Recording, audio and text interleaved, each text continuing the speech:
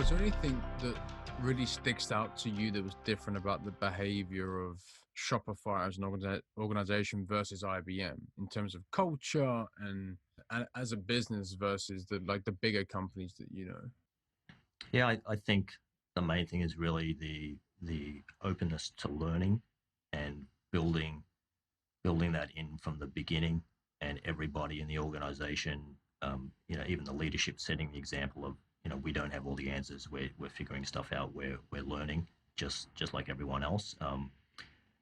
And I think it's also the willingness to make hard decisions quickly, um, because in a lot of organizations there are things that they drag on forever, and in the meantime it's there are detrimental effects, and so being able to make those decisions is pretty critical.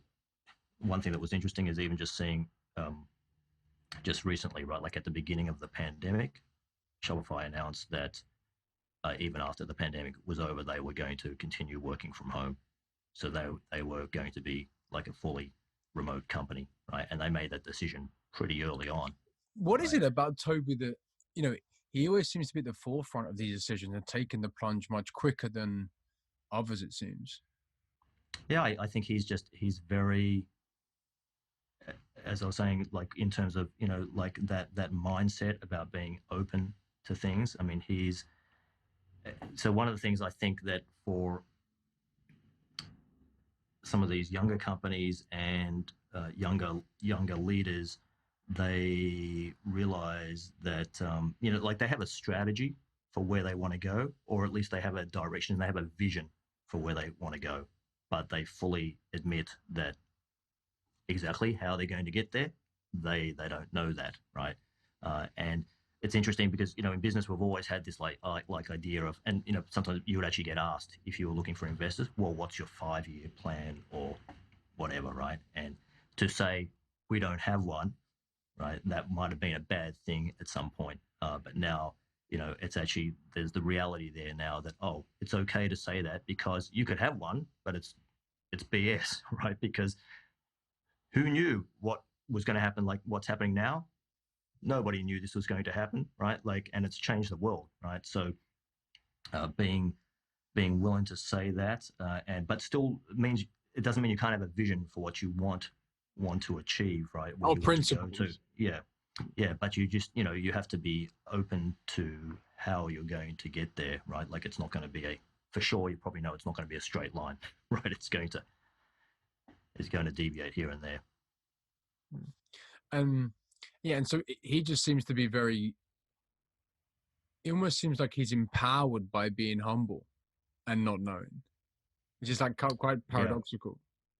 Yeah, well, I think it also sets a really that's a very important example to set for an organization, right? And it's like going back to what I was saying, sort of about the jazz kind of situation. I mean, we always want to bring in people who are individual and are bringing in unique ways of thinking and a unique style of playing and so forth, right? But those people have to be really humble, right? We never want people who think that they have all the answers, and it's pretty powerful, I think, in an organization when you have a senior leader, to be able to say that, right, and really be open to ideas coming from anywhere.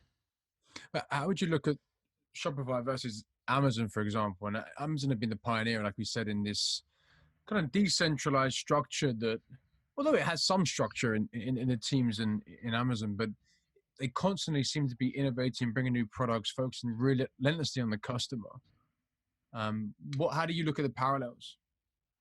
Yeah, so it's interesting. I think, I mean, there are different stages, right? Of I mean, I don't even want to use the word maturity, but there are different stages in terms of how long they've been around and how they've scaled, right? And so, I mean, I will say this, Amazon, and I don't think this would be a surprise to most people. I mean, Amazon very much now, the business is and has been for quite a while, very much around operational efficiency, right? Like that, they're like trying to squeeze every last cent that they can out of the system.